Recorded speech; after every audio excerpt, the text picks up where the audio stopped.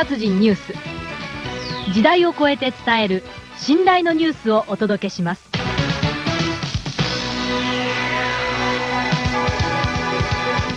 Les derniers chiffres publiés par l'Agence nationale de police japonaise montrent une évolution inquiétante concernant les crimes visant des mineurs après des contacts établis sur les réseaux sociaux.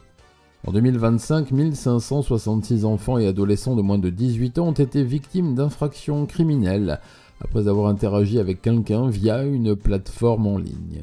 Cela représente 80 cas de plus que l'année précédente et marque la première augmentation enregistrée en 6 ans. Si la hausse peut sembler limitée, les autorités s'inquiètent particulièrement de la progression chez les enfants les plus jeunes. Chez les élèves d'école primaire, 167 enfants ont été victimes de crimes liés aux réseaux sociaux en 2025, soit 31 cas de plus que l'année précédente. Il s'agit du chiffre le plus élevé depuis le début de la collecte de ces statistiques en 2008.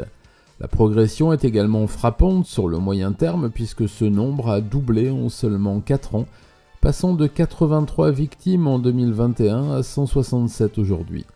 La répartition par âge montre que les victimes se situent principalement dans les classes supérieures du primaire. 71 enfants avaient 11 ans, 57 avaient 12 ans, 25 avaient 10 ans, tandis que 7 victimes avaient 9 ans et 7 autres seulement 8 ans. Les filles représentent l'immense majorité des victimes puisque sur ces 167 enfants, 160 étaient des filles contre seulement 7 garçons. Les réseaux sociaux les plus souvent mentionnés dans les enquêtes sont Instagram avec 36 cas et TikTok avec 30 cas. Mais les autorités ont également identifié des affaires impliquant des applications populaires auprès des adolescents japonais comme Zepeto, un réseau social basé sur des avatars virtuels ou Parallel, une application de discussion souvent utilisée par les jeunes joueurs pour communiquer pendant les sessions de jeux en ligne.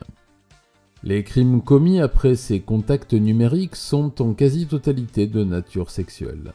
Les agressions sexuelles et attouchements arrivent en tête avec 55 victimes suivies par les affaires liées à la pornographie infantile et sa diffusion qui concernent 45 victimes tandis que 24 cas impliquent des viols ou des crimes similaires. Dans de nombreuses situations, les agresseurs établissent d'abord un contact amical avec la victime sur Internet, parfois pendant plusieurs jours ou plusieurs semaines avant de lui demander d'envoyer des photos ou d'accepter une rencontre. Les enquêteurs notent que ces interactions reposent souvent sur des mécanismes de manipulation psychologique visant à gagner la confiance de l'enfant. Un autre élément marquant de ces statistiques concerne l'identité des auteurs. Dans 65 affaires, soit environ 60% des cas impliquant des élèves d'école primaire, les agresseurs étaient des camarades de classe ou des élèves fréquentant le même établissement scolaire que la victime. Cela montre que les réseaux sociaux ne servent pas seulement à entrer en contact avec des inconnus, mais deviennent aussi un prolongement des relations scolaires où des échanges privés peuvent rapidement dégénérer loin du regard des adultes.